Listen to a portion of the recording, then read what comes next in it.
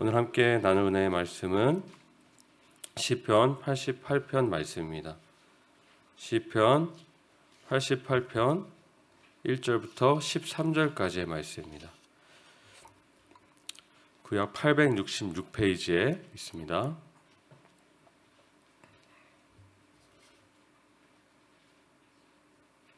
차신 줄 알고 한 절씩 교독하시고 마지막 절을 우리 함께 봉독하도록 하시겠습니다. 여호와 내 구원의 하나님이여, 내가 주야로 주 앞에서 부르짖었사오니 나의 기도가 주 앞에 이르게 하시며 나의 부르짖음에 주의 귀를 기울여 주소서.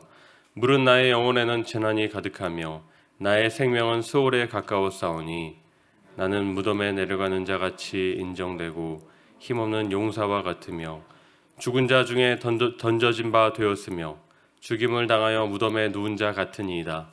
주께서 그들을 다시 기억하지 아니하시니 그들은 주의 손에서 끊어진 자니이다. 주께서 나를 깊은 웅덩이와 어둡고 음침한 곳에 두셨사오며 주의 노가 나를 심히 누르시고 주의 모든 파도가 나를 괴롭게 하셨나이다. 주께서 내가 아는 자를 내게서 멀리 떠나게 하시고 나를 그들에게 가증한 것이 되게 하셨사오니 나는 갇혀서 나갈 수 없게 되었나이다. 곤란으로 말미암아 내 눈이 쇠하였나이다. 여호와여, 내가 매일 주를 부르며 주를 향하여 나의 두 손을 들었나이다. 주께서 죽은 자에게 기이한 일을 보이시겠나이까? 유령들이 일어나 주를 찬송하리이까? 주의 인자하심을 무덤에서 주의 성실하심을 멸망 중에서 선포할 수 있으리이까? 흑암 중에서 주의 기적과 이즘의 땅에서 주의 공의를 알 수 있으리이까? 함께 읽으시겠습니다. 여호와여, 오직 내가 주께 부르짖었사오니 아침에 나의 기도가 주의 앞에 이르리이다. 아멘. 오늘 말씀에서는 이 시편의 이 표제목으로 이렇게 기록되어 있습니다. 고라 자손의 시이다. 그리고 이어서 이 마할랏 르한롯에 맞춘 노래이다라고 말씀합니다. 이 마할랏 르한롯은 무슨 의미일까요? 이것은 이 질병이라는 의미를 가지고 있고요. 다시 말해서 이 의미는 병자를 위하여 연주할 것이라는 그런 의미를 가진 그런 단어입니다. 따라서 오늘 시편에는 이 자신의 고통을 계속해서 부르짖고 있는 이 기도의 원인의 이유가 바로 시인의 육체적인 질병으로 인함이 아닐까라고 우리가 생각을 해볼 수 있다는 것이죠. 계속해서 오늘 말씀을 보면 시인은 주야로 주님께 부르짖었다라고 말씀하고 있습니다. 그리고 자신이 받고 있는 고난이 어찌나 극심한지 3절 말씀에서는 나의 영혼에는 재난이 가득하며 나의 생명은 수월에 가까우노라 라고 고백합니다. 또 계속해서 나는 무덤에 내려가는 자와 같고 힘없는 용사와 같고 또 죽은 자 중에 던져진 바 되었으며 죽임을 당하여 무덤에 누운 자 같이 되었다. 마치 주의 손에서 끊어진 자 같다라고 고백하고 있는 것이죠. 이 수월과 음부는 이 구약 시대의 이 히브리인들에게는 이 세상을 떠난 자들이 거하는 이 사후 세계로 생각되어진 곳입니다. 따라서 시인이 자신이 처한 고난으로 인해서 거의 자신이 죽게 되었다라고 그렇게 표현하는 그런 비유적인 그런 표현인 것이죠. 우리에게 이처럼 어려운 문제와 이 고난들이 찾아올 때가 있습니다. 그래서 우리는 문제 속에서 주님 앞에 나아가서 부르짖음으로 우리가 간절히 도우심을 구할 때가 있죠. 오늘 시편에 보면 이 시편 말씀의 전체적인 특징이 한 가지가 있습니다. 이 특이한 특징이 있는데요. 보통 시편은 절망과 고통의 고백 후에 이 구원과 소망의 고백으로 맺어지는 것이 일반적인 시편의 특징입니다. 그런데 오늘 시편 88편을 보면 처음부터 마지막까지 자신이 처한 극심한 고통과 고난만을 고백하는 것이 오늘 시편이 가진 특징입니다. 그러나 우리가 이 88편을 전체적으로 끝까지 묵상하며 읽다 보면 이 고백이 하나님을 향한 원망의 고백이 아니라는 것을 우리가 알 수 있는 것이죠. 비록 자신이 고통과 아픔 가운데 응답하지 않고 침묵하시는 듯한 이 하나님에 대한 자신의 심정을 진솔하게 고백하고 있고요. 그리고 계속해서 기도를 놓지 않고 구하고 있기 때문인 것입니다. 그렇다면 오늘 우리가 이 말씀을 통해서 우리가 생각해 봐야 될 것이 무엇일까요? 우리가 바라봐야 될 것이 무엇일까요?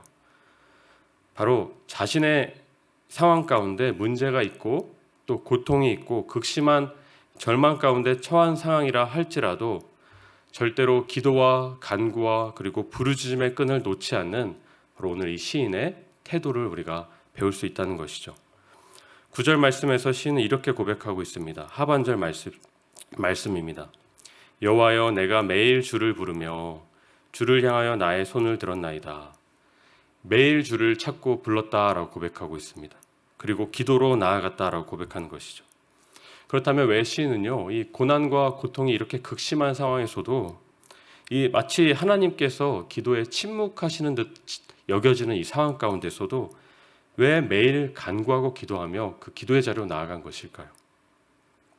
왜 그렇게 하는 것입니까?